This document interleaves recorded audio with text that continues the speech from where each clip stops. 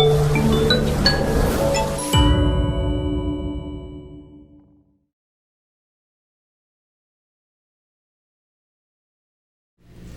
pessoal do sexto ano, então na aula passada a gente falou sobre a formação, a produção do espaço e agora a gente vai entender um pouquinho a questão dos povos originários e a produção do espaço e o espaço virtual. Como assim, povos originários? Os povos originários são os primeiros povos que habitam o nosso território. Então, dessa forma, a gente vai entender um pouquinho quais são os povos originários e como é que eles ajudaram na transformação do espaço. Como eu já falei, aí vocês ficam se perguntando, povos originários o que são? São aqueles habitantes, os primeiros habitantes do nosso, que povoaram a América, a Oceania, a Europa, a Ásia. São os primeiros povos que caracterizaram a nossa sociedade, ou seja, que fizeram a formação do nosso espaço. Então vai ter uma característica, um sinal daqueles povos nessas regiões, tanto na Ásia, na Oceania, na América, entre outros.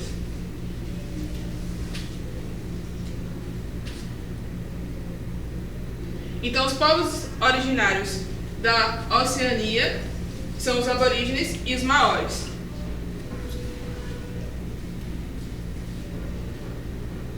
Os povos da América são os chamados de povos pré-colombianos, que foi em 1492, quando Colombo chega na América, ele encontra os maias, astecas e incas. Então, ele encontra os maias, os astecas e os incas.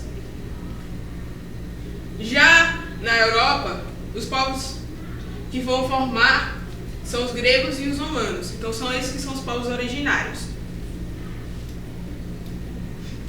E na Ásia, os povos originários são os chineses, hindus e os mesopotâmicos. Então, se eu perguntar a vocês o que são povos originários, são aqueles que são os primeiros habitantes do território e que vão ajudar na transformação do espaço. Vai ter as características. Então, eu citei todos os povos que fizeram parte da característica da formação dos continentes.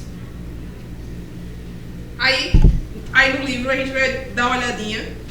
Eles trazem esses povos aqui, são os Nudics. Os Nudics são os povos que são nômades, que vivem na planície da Sibéria.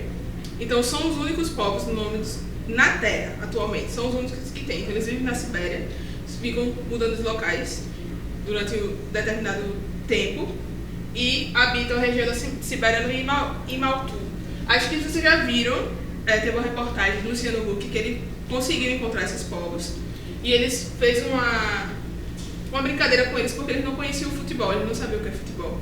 Então ele trouxe e mostrou para eles que era o futebol e a tecnologia, que eles não conheciam tecnologia nenhuma.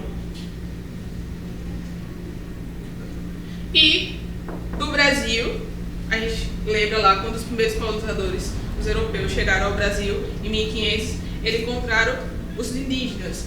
Foram esses povos que estavam primeiro no Brasil. Então, os colonizadores, quando chegaram, encontraram esses povos indígenas. Então, eles tinham um modo de vida particular, ou seja, eles viviam da coleta, da pesca, da plantação e voltado para a floresta. Nesse caso, agora a gente vai entender um pouquinho o espaço virtual. Como assim, professora? O que seria o espaço virtual? O espaço virtual foi fundado e foi idealizado por Wilson Gibson. Ele dizia que seria uma rede de computadores e vários usuários conectados ao mesmo tempo à internet. Então ele chamou isso de espaço virtual ou ciberespaço, ou seja, vai estar ali as pessoas conectadas. Dessa forma, para eu poder acessar e estar dentro do espaço virtual, eu vou precisar do computador, do tablet, do celular e da internet, ou seja, todo mundo conectado ao mesmo tempo, seja do computador, do tablet ou do celular, a internet, isso está dentro do espaço virtual. Com isso, com a expansão da internet, mas aí eu acho que vocês param e pensam, como é que surgiu a internet? Em que ano? Será que era chamada internet? Então, ela não era chamada internet, era chamada de ARPANET. Em 1962, um professor da Universidade da Califórnia, ele vai fazer o primeiro acesso. Ele vai acessar e vai mandar um e-mail para um colega seu. E aí é que temos o primeiro acesso da internet, em 1962. Com isso, os Estados Unidos, ele vai achar interessante a utilização desse e-mail e vai trazer para si e para as questões dos direitos econômicos e a Guerra Fria. Então, a internet naquela época já existia dentro da Guerra Fria para poder se comunicar. Alguns países vão ver que essa internet, a ARPANET, vai dar certo, então eles começam a introduzir. A Dinamarca, Holanda, Suécia, eles vão começar a introduzir nas suas academias. Então, as universidades são as primeiras a ter a internet. Com o passar dos anos, em 1992, a internet ela acaba se expandindo, ela vai ganhar uma grande expansão. Ou seja, hoje em dia a gente tem mais de 4 bilhões de pessoas conectadas ao mesmo tempo e 116 milhões no Brasil. Só no Brasil são 116 milhões conectados. Ou seja, como assim, professora? Mas a internet é útil? Sim. A gente utiliza a internet para trabalhar, para passar informações, para estudar, para produzir. A gente hoje em dia a gente utiliza muito na produção. Então, ao mesmo tempo que as máquinas estão ali produzindo, isso aqui precisa desse meiozinho aqui chamado internet para poder tudo isso aqui se conectar. E estamos o tempo todo conectados. O tempo todo estamos conectados.